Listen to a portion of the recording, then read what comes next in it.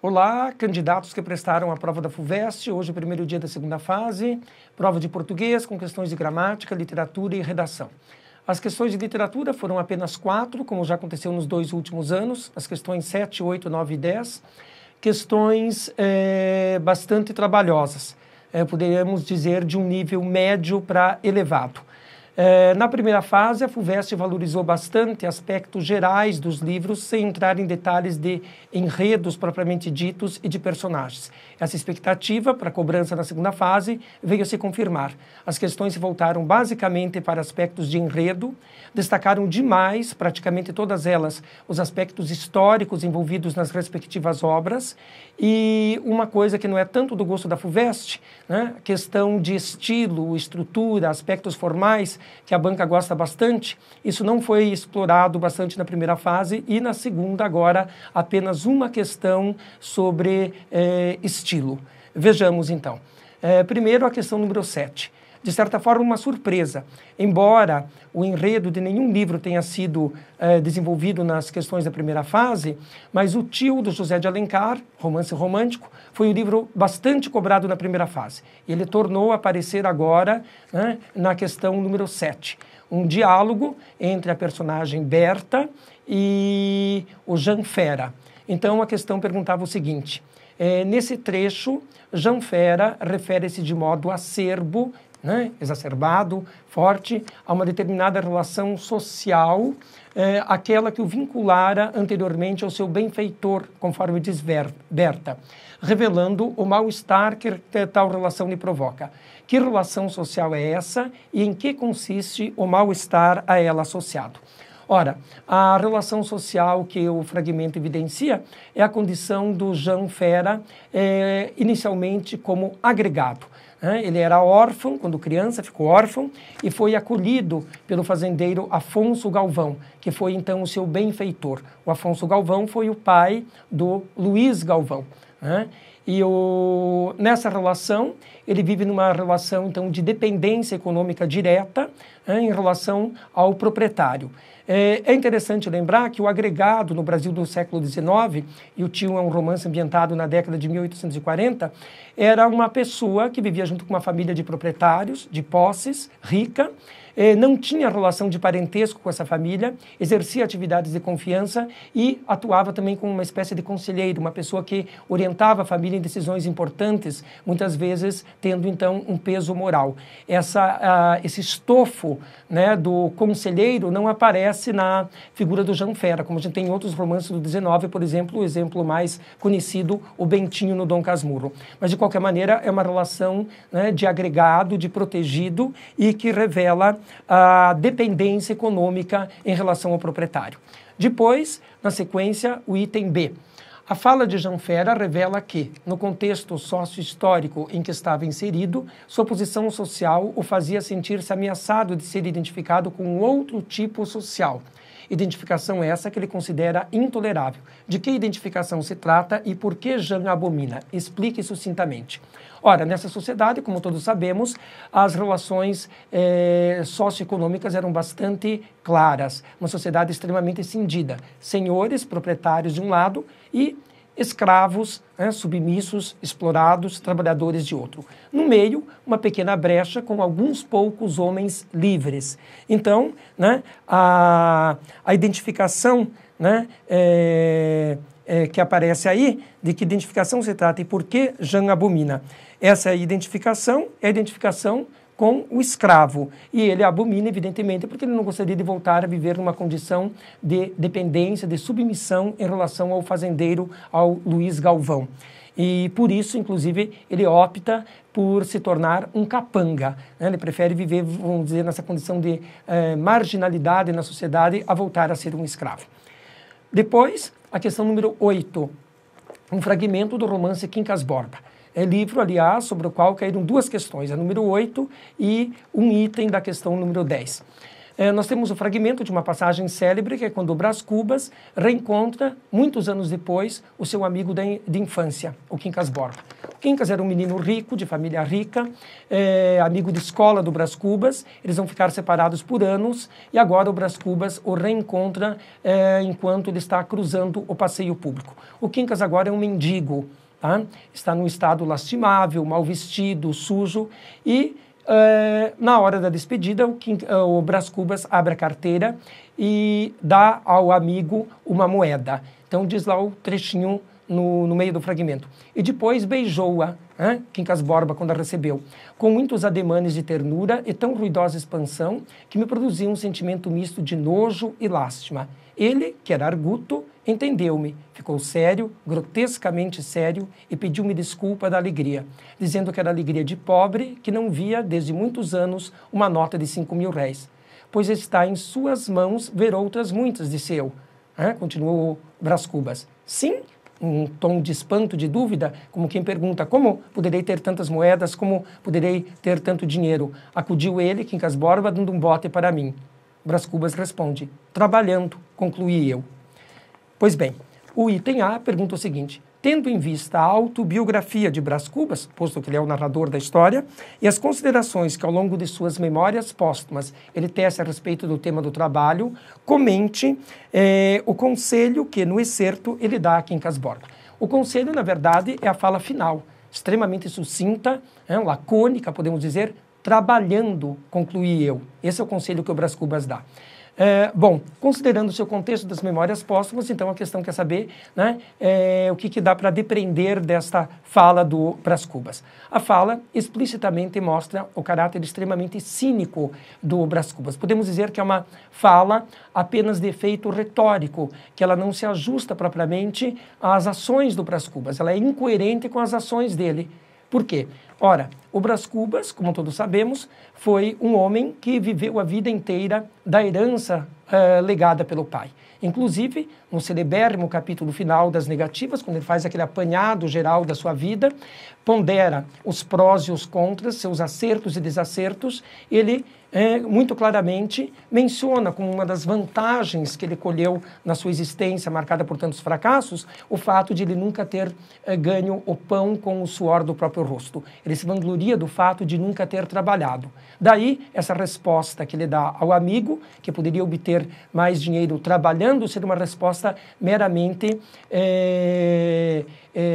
de efeito, uma resposta retórica, hipócrita, podemos dizer, que evidencia o cinismo dele. O Brás Cubas é um homem que procura naturalizar a história. Essa é uma expressão bastante definidora da sua trajetória. Ele tenta mostrar os absurdos maiores, as ações que ele realiza, os seus disparates maiores como sendo absolutamente naturais, como se evidencia nessa resposta.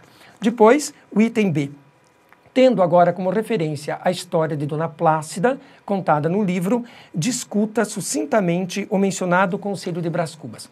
Dona Plácida é a mulher que pode ser definida como uma mulher pobre, sofredora, veio ao mundo num momento de simpatia entre um sacristão e uma velha doceira na sacristia de uma igreja, relembra o Brás Cubas, vários reveses em sua família, foi abandonada pelo marido, depois pela filha, em situação precária, mais tarde ela é recolhida pela Virgília, na casa da qual ela vai trabalhar como agregada, empregada de confiança e também costureira. Anos depois, o Brás Cubas vai, como ele diz no capítulo Utilidade Relativa, ele vai literalmente usar a Dona Plácida. Nessa altura do campeonato, ele se tornou o amante da Virgília, que já está casada com o Lobo Neves. Eles precisam, Brás Cubas e Virgília, de um lugar seguro que não levante suspeitas para se encontrarem. E então, o Brás Cubas vai alugar uma casinha no bairro da Gamboa, um subúrbio do Rio, onde ele instala a Dona Plácida, para servir, como ele afirma, de cortina para os amores dele e da Virgília. A Dona Plácida, ao saber que a sua real função nessa casinha era encobrir um adultério, ela chora e protesta, argumentando que isso é contra os seus princípios morais. Mas, dadas as dificuldades em que ela se encontrava, sem família, sem dinheiro, o Brás Cubas oferece um pecúlio mensal, uma pensão, e Dona Plácida, diante da necessidade, acaba acatando essa condição. Então, a história da Dona Plácida evidencia que o Brás Cubas literalmente a usa, porque é conveniente para ele neste momento. Não está sendo perguntado na questão, mas dá para a gente estabelecer o paralelo para entender melhor ambos os itens, né? Nesta cena em que ele se despede do Quincas Borba, posteriormente, fragmento que não aparece aí no excerto dado pela banca, o Brás Cubas o vê afastar-se na rua e se questiona, né? Ele diz, de que vale a miséria do Quincas Borba? Que vai ser escrófula da vida? De que me adianta a miséria dele se eu tenho 2 palmos e um travesseiro macio onde me encontrarei mais tarde com a Virgília, posto que ele estava indo se encontrar com a amante. Então, posteriormente, ele tenta justificar a boa ação que ele faz para a Dona Plasta, alugando a casinha para instalá-la, e justifica-se moralmente perante a própria consciência, dizendo que se não fossem os amores dele com a Virgília, a Dona Plasta não teria como garantir a sua velhice. Ora, se ele quisesse fazer alguma coisa realmente de bem pelas pessoas, ele poderia ter feito algo melhor para o amigo. Ele se contenta a dar uma cédula, a mais suja, na verdade, e pouco se importando com a sorte do Quincas Borba, porque o interesse imediato é o encontro com a amante. Depois, a questão número 9, sobre o livro de classificação um tanto difícil, que muito genericamente podemos, de um modo simplificado, chamar de romance, Viagens da Minha Terra, do escritor português romântico Almeida Garrett. Vamos à questão. Embora seja, com frequência, irônico a respeito do livro de si mesmo, o narrador das Viagens da Minha Terra não deixa de declarar ao leitor que essa obra é, primeiro que tudo, um símbolo, na medida em que, diz ele, uma profunda ideia está oculta debaixo dessa ligeira aparência de uma viagenzita que parece feita a brincar. E, no fim de contas, é uma coisa séria, grave, pensada. Tendo em vista essas declarações do narrador e considerando a obra em seu contexto histórico e literário, responda ao que se pede. Item A. Do ponto de vista da história social e política de Portugal, o que está simbolizado nessa viagem? Bem, Viagens da Minha Terra é uma narrativa em que o o autor, que é ao mesmo tempo o narrador, empreende uma viagem que ele efetivamente realiza no sentido físico entre a cidade de Lisboa e o Vale de Santarém. Um percurso de aproximadamente uns 90 quilômetros, onde estão alguns dos mais importantes monumentos históricos de Portugal. Lugares marcados pela presença, nascimento, passagem de importantes figuras, vultos da história portuguesa. E o que acontece? Essa viagem no sentido físico faz com que o autor, narrador, uma pessoa instruída, culta, se valha dessa viagem para passar a refletir num contraponto entre o presente vivenciado por Portugal, a época em que a viagem se dá, década de 1840, e o passado de Portugal. O passado, que todos sabemos, histórico, grandioso, do Grande Império. Então, do ponto de vista social, há uma série de observações do narrador, daí o título pluralizado, Viagens, a viagem física que se abre para uma série de percepções de natureza interior, de reflexões de natureza cultural, filosófica, histórica, estética. Então, do ponto de vista social, há um contraponto entre a decadência presente do país e a grandeza histórica do passado. Então, o narrador, nesse sentido, ele observa os costumes, a cultura popular, as cantigas populares, as tradições populares, o nacionalismo, o cotidiano desse povo simples do interior de Portugal. E é como se ele encontrasse nos costumes, no comportamento desse povo, uma espécie de força capaz de resgatar, ou pelo menos é a sugestão, a grandeza que o país não experimenta agora, neste momento. Este momento tem a ver com a dimensão política também, perguntado no item A. Qual é essa dimensão política? Portugal é um país em crise. Essa crise foi acirrada pela Revolução entre 1832 e 34, que dividiu o país entre os conservadores, liderados pelo Dom Miguel, que tenta restaurar a monarquia, e os liberais. Houve a vitória dos liberais. Mas esse liberalismo que como que abria a possibilidade de um desenvolvimento do país, de uma nova sociedade, em não muito tempo, e aí nós nos situamos na época em que a viagem se dá, mais ou menos 1843, 46, uns 10 anos depois dessa Revolução, essa expectativa de abertura, de melhoria do país, na prática não se confirma. O liberalismo vai mostrar alguns traços que ele vai assimilando, na verdade, de conservadorismo. Isso é representado na narrativa por uma resistência ao progresso, como aparece, por exemplo, através da crítica ao aparecimento do trem de ferro, e também na alegoria que está na novela que envolve a Joaninha dos Rouxinóis e o Carlos. No desfecho dessa novela, o Carlos, que fora um cara que lutara ao lado dos liberais, no final ele se torna um barão, que vem a ser uma metáfora de uma pessoa que se acomoda ao bem-estar, na condição de deputado, né, não engajado mais nos grandes destinos de Portugal. Depois, o item B, considerada agora do ponto de vista da história literária, portanto, o aspecto estético, estilístico, o que essa obra de Garrett representa na evolução da prosa portuguesa. Explique resumidamente. Não só este item, como o anterior, e as questões de literatura de um modo geral desta prova, elas perguntavam informações bastante abrangentes, e difíceis de serem sintetizadas no pequeno espaço para a resposta. Então, Viagens na Minha Terra é uma obra assim que rompe com vários padrões de escrita e no espaço que era permitido dar a resposta, a gente vai procurar sintetizar alguns desses aspectos. Então, um deles é o caráter digressivo da obra. Há, como eu falei a respeito do item anterior, uma viagem no sentido físico, mas que se abre para reflexões de várias naturezas, históricas, estéticas, filosóficas. Então há esse caráter digressivo, que também vai ser muito presente nas memórias póstumas, que certamente foram influenciadas pela leitura que o Machado realizou do Viagens na Minha Terra. Esse caráter digressivo do narrador passear de um assunto para outro, fazer reflexões de natureza filosófica, ensaística. Um outro aspecto é a linguagem coloquial, que valoriza enormemente o vigor, a vivacidade da linguagem oral, falada.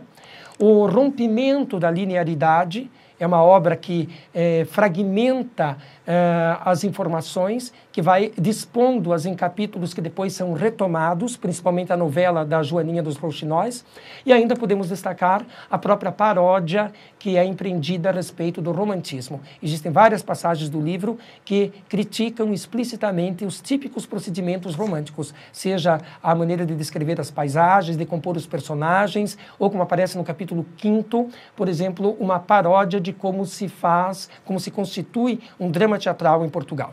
Tá? Então, transgressão através da digressão, do coloquialismo, do rompimento da linearidade e da paródia do romantismo. Esses são alguns aspectos relevantes que deveriam ser considerados neste item.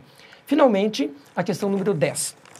Um poema do livro O Sentimento do Mundo, do autor modernista Carlos Drummond de Andrade. Tristeza do Império.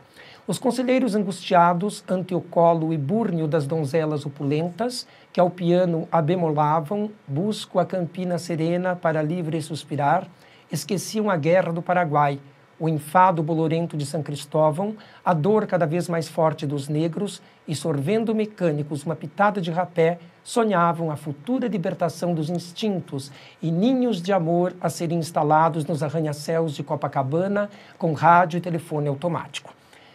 Talvez a questão mais bonita da prova. O item A perguntava o seguinte: compare sucintamente os conselheiros do Império, tal como os caracteriza o poema de Drummond, ao protagonista das Memórias Póstumas de Brás Cubas. Ora, o protagonista das memórias é o próprio Brás Cubas. O que nós percebemos claramente no poema? Os conselheiros cantavam, se deliciavam com as donzelas e esqueciam a Guerra do Paraguai, que acontece em 1865, em plena maturidade, portanto, do Brás Cubas, alguns poucos anos antes dele morrer.